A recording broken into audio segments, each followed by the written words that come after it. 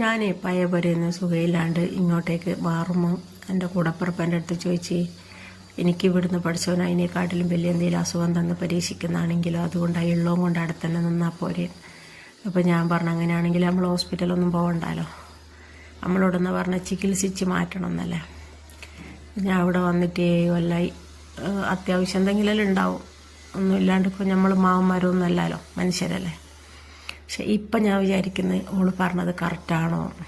ഇപ്പം ഈ ഇടയ്ക്കിടയ്ക്കുള്ള ഈ ഓരോ അസുഖങ്ങൾ വരുമ്പോൾ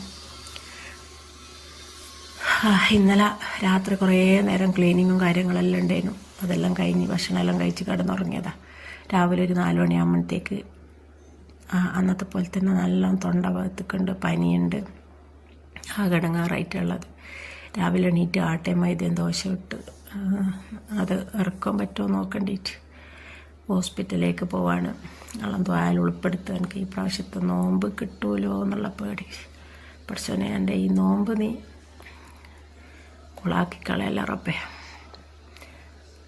അപ്പോൾ ഇത്രയൊക്കെ തന്നെ വീഡിയോ ഉള്ളൂ. വീഡിയോ ഇഷ്ടമായാൽ ലൈക്ക് ചെയ്യാനും ഷെയർ ചെയ്യാനും സബ്സ്ക്രൈബ് ചെയ്യാനും മറക്കരുത്. ഇന്നലെ എൻ്റെ അടുത്ത് ആരോ ചോദിച്ച് ഇത്താ പനി എങ്ങനെയുണ്ട്, ഞാൻ പറഞ്ഞു നല്ല മാറ്റമുണ്ട് മാഷാ അല്ലാഹ്, നോമ്പ് കിട്ടുമായിരിക്കും എന്നുള്ള ഒരു പ്രതീക്ഷയില്ലേനും.